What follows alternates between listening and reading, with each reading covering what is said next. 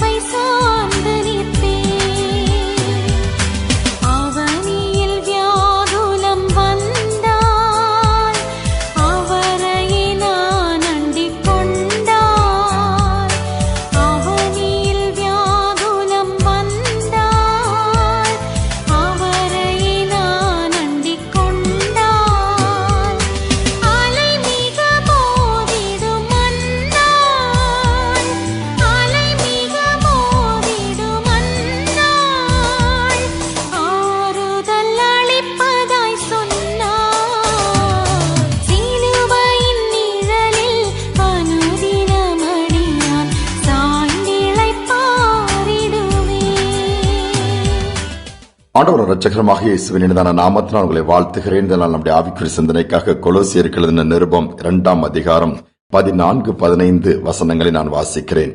நமக்கு எதிரடையாகவும் கட்டளைகளால் நமக்கு விரோதமாகவும் இருந்த கையெழுத்தை குலைத்து அதை நடுவில் இராதபடிக்கு எடுத்து சிலுவையின் மேல் ஆணி அடித்து துரைத்தனங்களையும் அதிகாரங்களையும் உரிந்து கொண்டு வெளியரங்கமான கோலமாக்கி அவைகளின் மேல் சிலுவையிலே வெற்றி சிறந்தார். நம்முடைய இயேசுவானவர் சிலுவின் மேல் பிசாசின் அதிகாரங்களை, துரைத்தனங்களை, வல்லமைகளை, கிரியைகளை எப்படி வெற்றி சிறந்தார் இந்த வசனம் சொல்லுகிறது. அவைகள் எல்லாமே நமக்கு விரோதமா, நமக்கு எதிரடையாகவே தான் இருந்தது. பிசாசானவன் எப்பொழுதுமே அவனுடைய பிரதான ஒரு வேலை, ஒரு நோக்கம் என்று சொல்லிக் கொண்டால் அவன் நம்மை மனித குலத்தை அழிப்பதற்காக தான், தவறான காரில் கொண்டு போய் தனது ராஜ்யத்தில் சேர்ப்பதற்கு தான் இரவும் பகலும் அவன் பிரயாசப்படுகிறான். யோவான் 10:10 அதைத்தான் சொல்லுகிறது. திருடன் திருடவும் கொல்லவும் அழிக்கவும் வருகின்றானே வெளியே வேறொன்றுக்கு வரான். ஆனால் ஆண்டவர் தன்னை குறித்து சொல்கிறார், நானோ அவைகளுக்கு ஜீவன் உண்டாகவும் பரிபூர்ண படம் வந்தேன் சொல்லுகிறார். ஆண்டவர் ஜீவன் உண்டாகும்படி நமக்கு ஜீவனை கொடுத்து நாம் வாழ்ந்திருக்கும்படியாக தன்னை தியாகம் பண்ணினதை பார்க்க முடிகிறது. சிலுவை குறித்த உபதேசம் அநேகருக்கு அது பிடிக்காது, அது கடினமான ஒன்றாக இருக்கும். சிலுவை குறித்த உபதேசங்கள் இந்த நாட்கள்ல குறைஞ்சு போயிடுச்சு. ஆனால் பவுல் எழுதுகிறான், சிலுவை குறித்தே நான் மேன்மை பாராட்டுவேன் சொல்லுகிறார். சிலுவையினால் தான் பகையாகிய சத்ருவின் எல்லா காரியங்களையும் கர்த்தர் அப்புறப்படுத்துகிறார், அதை ஜெயிக்கிறார். அதனாலே சிலுவையும் இயேசுவும் பிரிக்கவே முடியாது. அதனால்தான் ஆண்டவருடைய பிள்ளைகள் எப்பொழுதுமே சிலுவையை முன்பாக வைத்து உலகத்தை பின்பாக சொல்லி பாடல்கள் கூட எழுதப்பட்டு சிலுவை என் முன்னே உலகம் என் பின்னே சொல்லி பாடுகிறோம். நாளிலும் கூட சிலுவையில் அறையப்பட்ட இயேசுவின் நிமித்தமா நமக்கு பாதுகாப்பு உண்டாகிறது, சிந்தப்பட்ட ரத்தத்தின் மூலமாய் மறுவாழ்வு உண்டாகிறது, சொல்லிக்கொண்டே போகலாம். அந்த சிலுவையின் நிழல்ல நாம இருக்கிறோமா? சற்று நாம் கொஞ்சம் யோசித்து பார்ப்போம். தென்னாப்பிரிக்கா தேசத்துல ஒரு மனிதர் காட்டுக்குள்ளே வேட்டைக்கு போய் கொண்டிருக்கிறார். அடர்ந்த காடு, வெகு தூரம் போனதும் கொஞ்சம் களைப்பான உடனே தன்னுடைய துப்பாக்கியை அங்கு ஓரமாய் மரத்திலே விழுந்து கிடந்த ஒரு மரத்திலே உட்கார்ந்து கொஞ்சம் சற்று இளைப்பாறுகிறார். அப்ப அங்க ஒரு பறவை பறந்து அபய குரல் இட்டுக்கிட்டே இருக்குது. கொஞ்சம் அது சத்தம் வித்தியாசமா இருக்குது. ஏதோ தனக்கு ஆபத்து வந்திருக்கிறதை உணர்ந்து அங்கங்கும் செட்டைகள் அடிச்சு பறந்துட்டு சத்தம் போட்டே இருக்குது. அவர் சற்று உற்று கவனிக்கிறார். என்னவாக இது இருக்கும் என்று பார்க்கும் பொழுது கண்டுபிடித்து விட்டார்.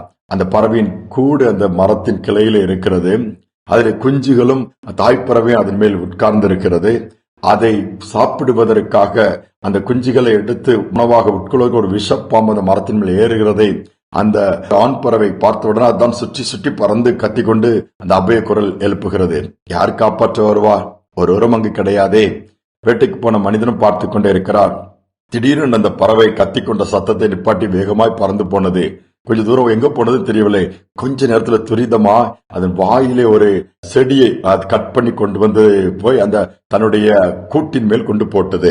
கூட்டின் மேல் என்னன்னா அந்த குஞ்சுகளும் தாய்ப்பறவை இருக்கிற இடத்துல ஒரு சின்ன செடியினுடைய இலையோடு இருக்கிற அந்த கிளையை கொண்டு அந்த இதுல கொண்டு போட்டு விட்டு இது அமைதியா கொஞ்சம் தள்ளி உட்கார்ந்து பார்க்க ஆரம்பித்தது.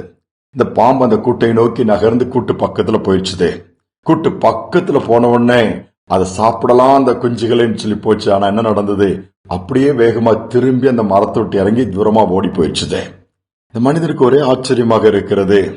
எப்படி இந்த கூட்டுல இருக்கிற கொஞ்சம் சாப்பிட போன அந்த பாம்பு அப்படியே திரும்பி போய்விட்டதுன்னு சொல்லி பார்க்கும் பொழுது அந்த மரத்தின் மேல் ஏறி அந்த கிளையிலே இந்த குருவி எடுத்து போட்ட அந்த செடியினுடைய இலையை, சின்ன கிளையாக இருந்ததை எடுத்துக்கொண்டு வருகிறார். கீழே வரும்பொழுது அந்த பகுதியிலே வசித்த காட்டுவாசிகளிடம் கேட்கிறார், இந்த செடியுடைய மேன்மை என்னன்னு சொல்லி கேட்கும் பொழுது அவர்கள் சொல்ல, இது பாம்பு விரட்டின்னு சொன்னாங்க.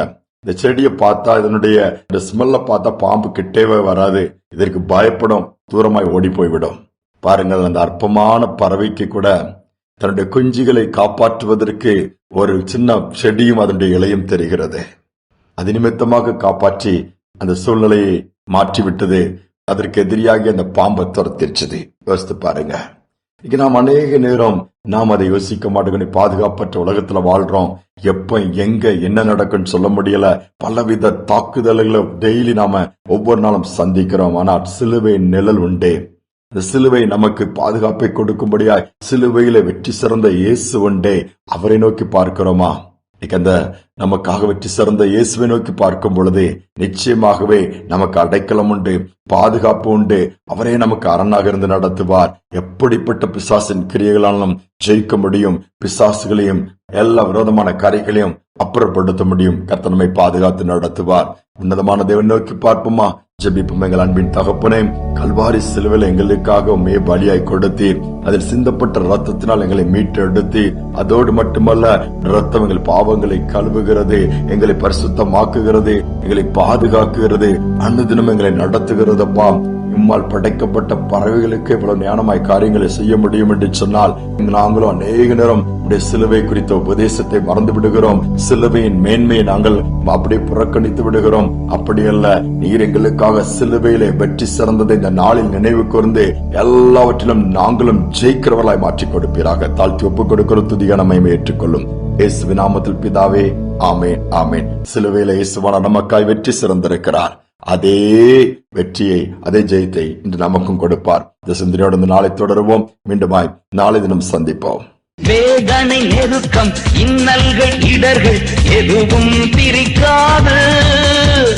வேதனை, நெருக்கம், இன்னல்கள், இடர்கள் எதுவும் பிரிக்காது.